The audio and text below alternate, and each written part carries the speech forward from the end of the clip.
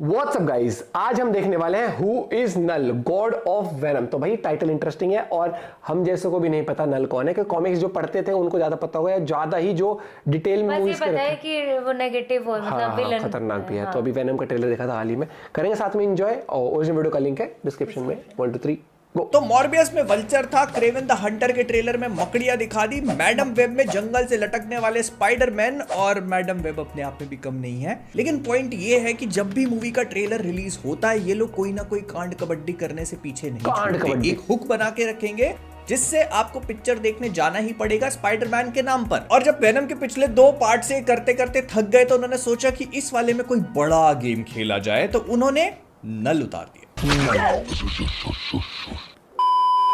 Now नल कौन है, क्या है, इसको बहुत ही अच्छी तरीके से एक्सप्लेन करने की कोशिश करूंगा। और इसीलिए इस पूरी चीज में आगे बढ़ने से पहले हमको यह समझना बहुत जरूरी है कि आखिरकार मार्वल के यूनिवर्स में नल है कौन और क्यों वो इतना ज्यादा सिग्निफिकेंट है। तो कहानी है थॉर के एक villain gore the God butcher की, जो एक नॉर्मल प्लैनेट पे एग्जिस्ट करने वाला एक एलियन होता है जिसका पूरा प्लैनेट भुखमरी से मरने लगता है।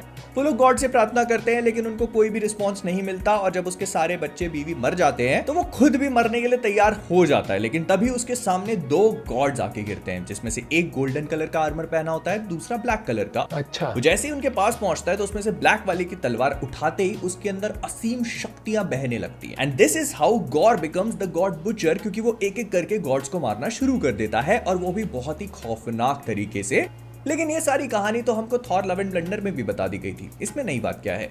इसमें नई बात है जब मार्वल कॉमिक्स ने इस पूरी कहानी को रेटकॉन किया और हमको बताया कि गॉर के हाथ में जो वेपन था, ऑल ब्लैक नेक्रोसॉर्ड, वो कोई भी कॉस्मिक लेवल वेपन से कम नहीं था। इनफैक्ट मार्वल के पूरे यूनिवर्स के सबसे पावरफुल वेपन में से एक है वो। और जब वेपन इतना खतरनाक है तो सोच के देखो कि इसको क्रिएट करने वाला कितना डेंजरस होगा। इसका नाम है नल, और इसकी कहानी मार्वल के आज के कई बिलियंस बकरी का, जितना ये लोग अपने थिएटर की पिक्चरों से पैसा कमाते हैं, उतने सालों पहले शुरू होती है। लेकिन इसके लिए आपको ये कॉन्सेप्ट समझना जरूरी है कि मार्वल कॉमिक्स में एक साइकिल चलती है, एक क्रिएशन और डिस्ट्रक्शन की साइकिल है, जहां पर एक बिग बैंग के साथ में यूनिवर्स का क्रिएशन होता है, वो फलता फूलता और उसके बाद पूरी तरह से डिस्ट्रॉय हो जाता है अपनी साइकिल को पूरा करके। लेकिन फिर उसी डिस्ट्रक्शन से एक और नया यूनिवर्स क्रिएट होता है, और ऐसे करके मार्वल का जो ये वाला यूनिवर्स है, मतलब जिसकी कॉमिक बुक्स हम लोग पढ़ते आ रहे हैं, वो उसके साइकिल का 7th इटरेशन है। मतलब 6 बार ये पूरा यूनिवर्स डिस्ट्रॉय हो चुका है। तो जब 6ठी बार यूनिवर्स डिस्ट्रॉय होता है और 7वीं बार यूनिवर्स के क्रिएशन से पहले जो अंधेरा रहता है उसमें एक बीइंग एग्जिस्ट करती है। इस बीइंग का नाम होता है नल, और ये अपने अंधेरे में बहुत खुश होता है। इसको कोई भी डिस्टर्बेंस की जरूरत नहीं होती, लेकिन तभी आती है रोशनी। नहीं, वो वाली नहीं जो आप सोच रहे हो। बेसिकली ये लाइट होती है जो वहां पहुंचते ही सेलेस्टियल्स को भी लेके आती है, और नल जो अंधेरे में थ्राइव कर रहा था उससे ये रोशनी बर्दाश्त नहीं होती। सेलेस्टियल्स उसको रोकने की कोशिश करते हैं, लेकिन इससे पहले नल उनमें से एक की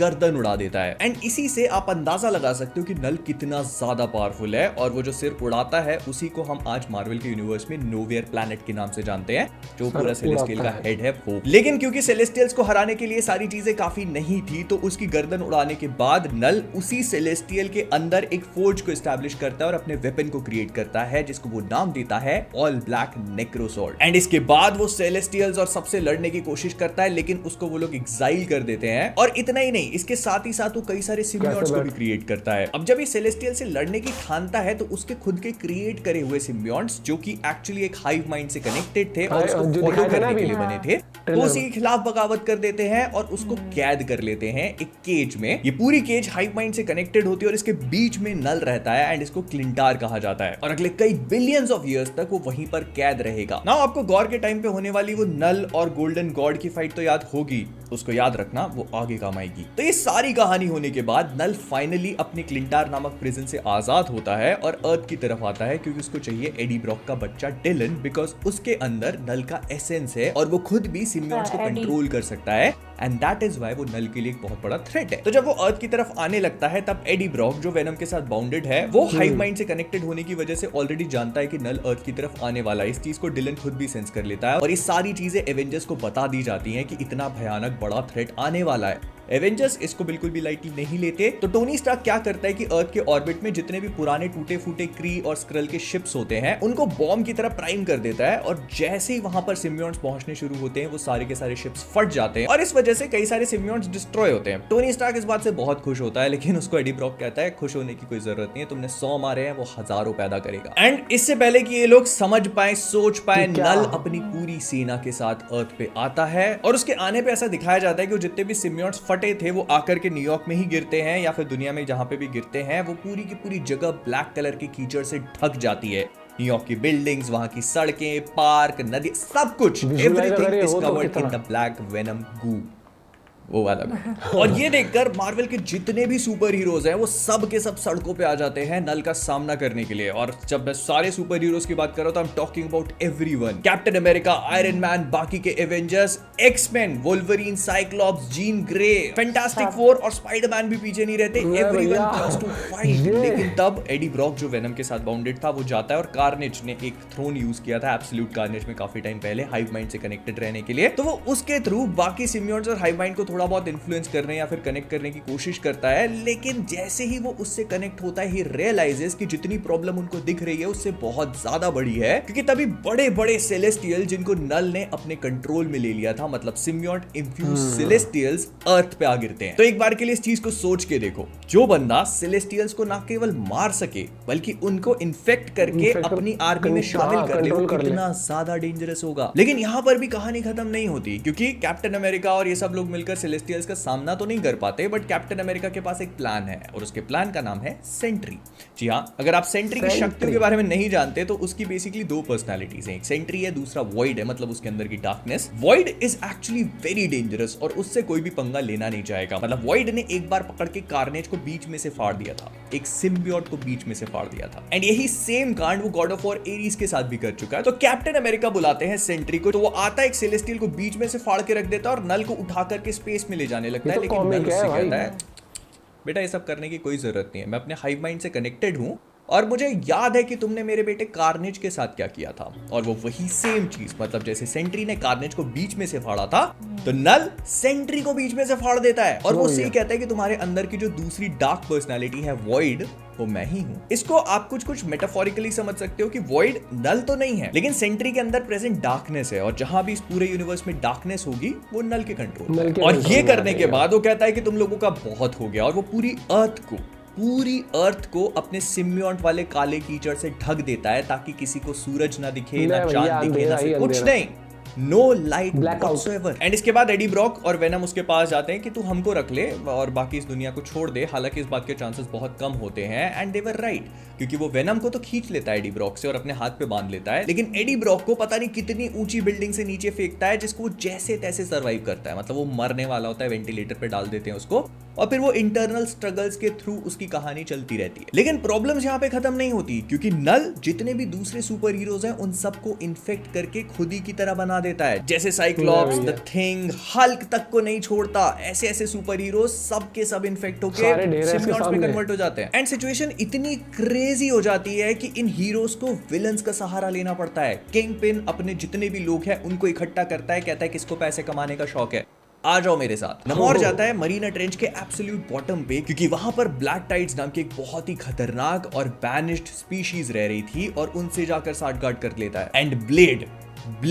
वर्स्ट ऑफ ऑल ड्रैकुला के साथ जाकर एक डील करता है ताकि ये सब लोग जितने भी विलन्स हैं ये सब लोग हीरोज के साथ मिलकर नल का सामना कर सके, because they had no choice. उनके सामने सारे ऑप्शंस खत्म हो गए थे और उसके बाद भी ये सब लोग फेल होने लगते हैं। And then Tony Stark comes up with a genius idea. देखो नल के सिर्फ सिम्बियोट्स नहीं है, उसने सिम्बियोट्स की तरह ड्रैगन नुमा क्रीचर्स भी क्रिएट करे थे जिनको ग्रेंडल कहा जाता था, जो कि बड़े बड़े ड्रैगन की तरह दिखते थे। और टोनी स्टार्क जाकर उसमें से एक को अपने एक्सट्रीमिस्ट वायरस से इन्फेक्ट करता है, उसका डीएनए ऑल्टर कर देता है और उसको अपने कंट्रोल में लेके एक पूरे ग्रेंडल पे कमांड जमा लेता है। लेकिन क्योंकि वो टोनी स्टार्क है तो उसका कंट्रोल यहां पर नहीं रुकता, वो उसी ग्रेंडल का इस्तेमाल करता है और एक सेलेस्टियल को जाके इन्फेक्ट कर लेता है एक्सट्रीमिस्ट से, जिससे वो सेलेस्टियल टोनी के कंट्रोल में। बट यू गेस्ड इट, इतना सब कुछ इतना सब कुछ भी नल को हराने के लिए काफी नहीं था। इनफैक्ट वो अपनी बिल्डिंग से नीचे तक नहीं आता इन लोगों से लड़ने के लिए, बिकॉज वो सारी चीजें उसके बीनीथ है। और तब एंट्री होती है गॉड ऑफ थंडर थॉर की। एंड मैं आपको बता देता हूं, ये नॉर्मल थॉर नहीं है, इसके पास ओडिन फोर्स है जिसको अब थॉर फोर्स का नाम दे दिया है, और उसके भी ऊपर से म्योनिर जो कि अब मदर स्टॉर्म से इन्फ्यूज्ड है। मतलब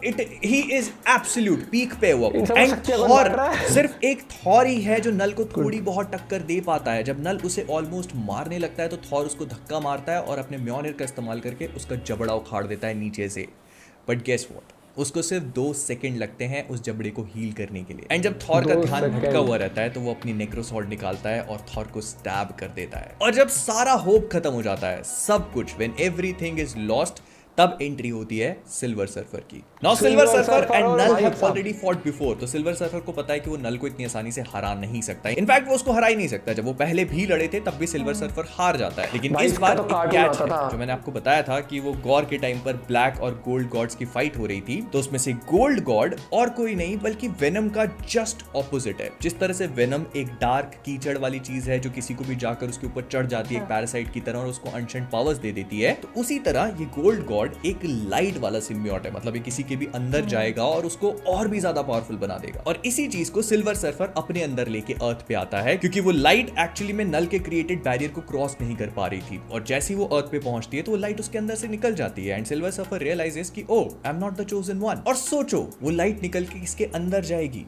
नहीं स्पाइडरमैन पीटर पार्कर नहीं, वो जाती है एडी ब्रॉक के अंदर जो ऑलमोस्ट मरने वाला था। एंड तब मिस्टर फैंटास्टिक को इस बात का रियलाइजेशन होता है कि उसी लाइट को ये सारे के सारे सुपर हीरोज और मार्वल का पूरा comic book universe enigma force के नाम से जानता है। ये वही एनिग्मा फोर्स है जो कैप्टन यूनिवर्स के अंदर होती है और जिसको भी ये चुनती है उसको कैप्टन यूनिवर्स की पावर देके अंडबंड बहुत खतरनाक पावरफुल बना देती है। तो जिस तरह वेनम या नल के जितने भी सिम्बियोट्स हैं वो सब लोग किसी को इन्फेक्ट करके उसको पूरी तरह से करप्ट कर देते हैं, ये उसके जस्ट ऑपोजिट है। एंड उसी से लड़ते लड़ते नल की हालत खराब हुई थी इन द फर्स्ट प्लेस। तो वो एडी ब्रॉक को देखते ही रिकॉग्नाइज कर लेता और समझ जाता है कि मेरी मृत्यु नजदीक है। एंड उसे हराने के लिए एडी ब्रॉक को इतनी शक्ति का इस्तेमाल करना पड़ता है कि वो थॉर के म्योनिर को उससे छीनता है। मतलब वर्दी होना एक चीज है कि थॉर का हैमर पड़ा और आपने उठा लिया, लेकिन थॉर ने जब उस हैमर को पकड़ रखा है तो आप उससे खींच के अपने पास उसे बुला लो और वहीं दूसरी तरफ सिल्वर सर्फर का बोर्ड लेके उसकी तलवार बना लो और दोनों को फ्यूज करके एक ऐसी कॉस्मिक एक्स बनाओ जिससे आप नल का काम। And this is how Knull dies. वो उसकी नेक्रोसॉर्ड को अपनी एक्स में पूरी तरह से खींच के उसकी शक्तियां खत्म कर देता है और नल को ले जाके सूरज में फेंकता है, क्योंकि सन की लाइट नल की पावर्स के एब्सोल्यूट ऑपोजिट था। तो पूरी कहानी बताने के पीछे मेरा सिर्फ एक ही पर्पस था, so that you guys realise कि कितना ज्यादा खतरनाक बीइंग है जीन ग्रे, जिसके अंदर फीनिक्स फोर्स होती है। वो तक आके उसके माइंड को जब मैनिपुलेट करने की कोशिश करती है तो शी रियलाइजेस कि उसके बस का भी काम नहीं है। तो सारे एवेंजर्स, सारे X Men, Fantastic Four, Jean Grey with Phoenix Force, Silver Surfer, Thor with Odin Thor Force, ये सब लोग मिलके भी नल का कुछ नहीं कर पाते। और यहाँ सोनी के यूनिवर्स में इन लोगों ने इसको इंट्रोड्यूस करवा दिया है, जहां एक्समैन, एवेंजर्स, फैंटास्टिक फोर तो छोड़ दो, स्पाइडरमैन तक नहीं है। बनाएगा कौन? मॉर्बियस या मैडम वेब और उसकी 3 सहेलियां जिन्होंने कहानी पहले ही देख ली होगी, because her web connects all. मेरे पास एक आइडिया है, भले कितना भी क्रेजी क्यों ना हो और हम लोग इतनी बार डसे क्यों ना जा चुके हो, लेकिन आइडियाज तो बनाने चाहिए, राइट? तो इस वीडियो को 6-8 घंटे का नहीं बनाते। मैं बस आप लोगों को ये बताना चाह रहा था कि नल जैसे कैरेक्टर की ग्रेविटी कितनी ज्यादा है, उसको अगर मार्वल यूनिवर्स में इंट्रोड्यूस करवाया जाता है एमसीयू में तो कितने बेहतरीन तरीके से एस्टैब्लिश कर सकते थे और वो थैनोस से भी बड़ा विलन बन सकता था। But here we are and this is how things work. तो इसको कैसे आगे हैंडल किया जा सकता है उस पे अलग से बात करेंगे, लेकिन फिलहाल के लिए आप अपनी क्रश से नल्ले नहीं कहलाना चाहते। जब बात भाई हैट्स ऑफ टू हिम कि जिस तरीके से पूरा डिटेल में और मैंने कभी ये सब कमेंट्स पढ़ी नहीं है बचपन में। सिल्वर सर्फर भाई साहब, मैं इसका इतना बड़ा फैन था इस बंदे का। मतलब बचपन में जब हम कार्टून देखते थे, अब मेरे को तो ये स्टार प्लस पे आता था या किस पे आता मुझे ये भी याद नहीं आ रहा अभी। तो भाई साहब यार गजब, इसका कार्टून देखने का फैन था मैं। रोबो कॉप आता था, ये आता था, गजब स्टोरी पता लगी क्या कुछ है। लेकिन इस मूवी में अगर आमने सामना होगा तो एवेंजर्स नहीं आएंगे क्या फिर? जब अगर इतने बड़े ये सोनी का है, ये तो सोनी का यूनिवर्स है। क्या हो रहा है भैया, क्या नहीं हो रहा देखते हैं। लेकिन हाँ, ये वाला पार्ट बाकी पार्टों से ज्यादा एक मैं कहूँगा बहुत गजब लेवल पर होने वाला है। एक्साइटमेंट भी है क्योंकि बाकी जो पार्ट वेनम का जो हम देख चुके हैं ना, वो चुलबुला कैरेक्टर है, हाँ। लेकिन वो कितना शक्तिशाली है। एडी ब्रॉक किस तरीके से होगा, क्या कुछ होगा, किस तरीके से अगर नल आता है, क्या ये नल के सिर्फ दर्शन कराएंगे या उससे पूरी फाइट ही प्रॉपर दिखा देंगे। भाई देखते हैं, लेट्स सी क्या होता है। मूवी आएगी, नो डाउट मूवी तो ब्लॉकबस्टर ओपनिंग लेगी, हिट भी होगी क्योंकि फैन बेस इतना स्ट्रांग है। अपना पॉइंट भी शेयर कर सकते, लेकिन नल यार क्या नाम रखा है, नल नल का खुला पड़ा है क्या हमारा?